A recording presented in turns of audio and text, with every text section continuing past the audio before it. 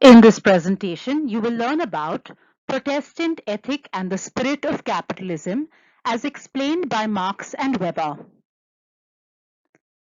In his classical work, Protestant Ethic and the Spirit of Capitalism, Weber sought to demonstrate that only economic factors do not have a determining influence, which he believed was Marx's major weakness and failure.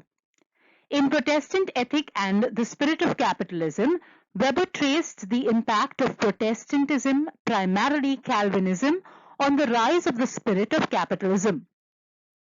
The relationship between religious values and economic interests was triggered by a number of factors.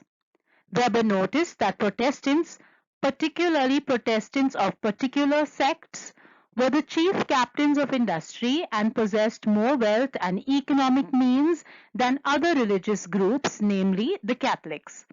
Therefore, he wanted to ascertain whether there is an essential harmony between the Protestant ethic and the spirit of capitalism. He also sought to find out what extent the religious values in India, China, and the Middle East facilitated or hindered the development of capitalism. To define Protestant ethic and capitalism, Weber made use of the concept of ideal type. Protestant ethic referred to a set of values and beliefs that make up the religious ideal. Capitalism in its ideal type is that complex activity designed to maximize profit through the careful exercise of rational organization and management of production. Weber rejected the explanation that capitalism arose in the West in the 16th and 17th centuries due to the material conditions at that time, and also the psychological explanation that the development of capitalism was due to acquisitive instinct. His view was that religious ideas produced by the religious revolutions in the 16th century was the major explanatory variable.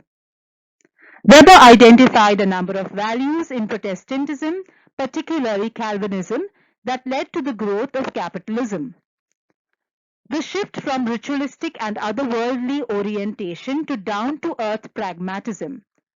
Human society should seek to understand natural order rather than indulging in mysticism. This was essentially an anti-ritualistic attitude that favors the development of science and rational investigation. Changed attitude towards work. Work is worship. Protestant ethic looks at work as a virtue contributing to the glory of God. Pursuit of economic interest was not merely self-interest, but an ethical duty. The concept of calling. Calvinism entailed the idea of predestination. People were predestined to be either among the saved or the damned, and nothing can change his ultimate fate. They believed that there are signs by which God indicates to every individual whether they are among the saved.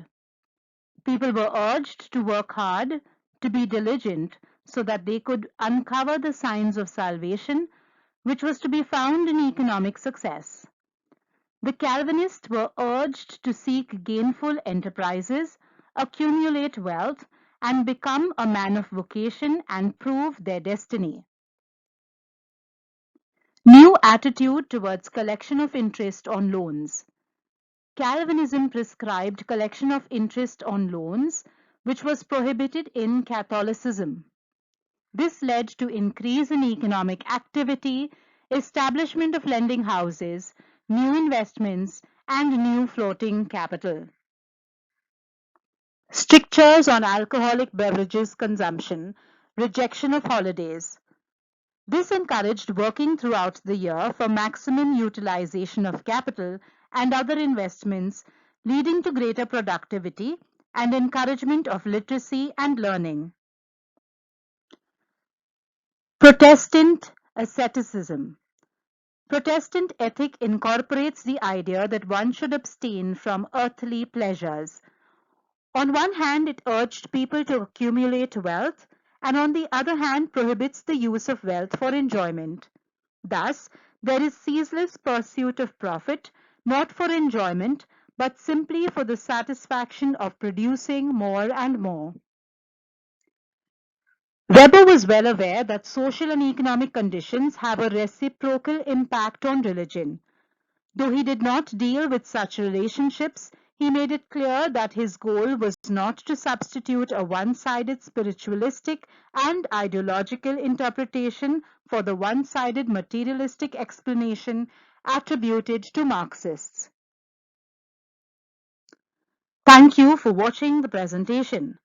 Do like, subscribe, share, and leave your comments about this presentation or any other topics you would like to learn more about.